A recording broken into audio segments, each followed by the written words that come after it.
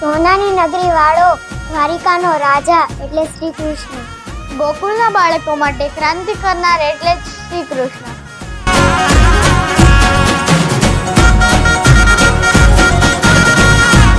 તેજસ્વી સુદામાની સાથે મિત્રતા નિભાવનાર એટલે શ્રી કૃષ્ણ.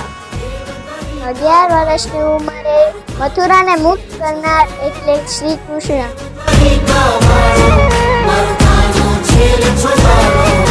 શામળિયો મારો શામળિયો શામળિયો ગાંધીપુની ઋષિનો આજ્ઞાકારી શિષ્ય એટલે કે શ્રી કૃષ્ણ.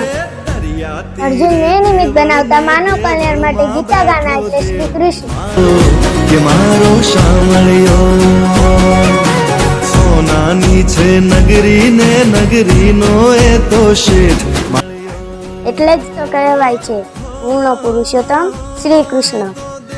યશોદાના ને હડે રમતો કાનજી નાનો બાળ, હે દ્વારકા નગરી સજાવીને, એ દ્વારકા નગરી સજાવીને રમ્યા મહારાસ. કાના તમે રમવા આવો હરિઓમ મહારાજ. ઘૂમતી રૂડા ખાટે ને બેઠો દ્વારિકા બેઠ. મારો શામળિયો કે મારો શામળિયો.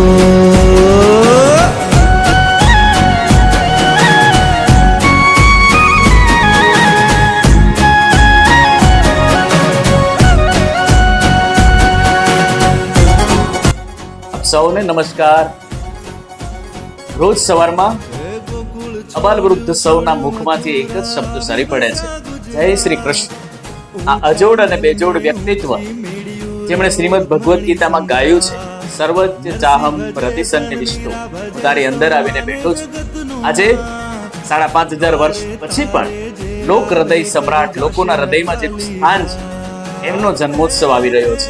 ચાલો આપણે સૌ સંકલ્પ કરીએ કે કૃષ્ણમ વંદે જગદગુરુમાં, જગતના ગુરુના વિચારો, એમની ફિલોસોફી આવનારી પેઢીઓ સુધી જીવંત રહે અને એમના ગુણગાન કાયમી માટે ગવાતા રહે.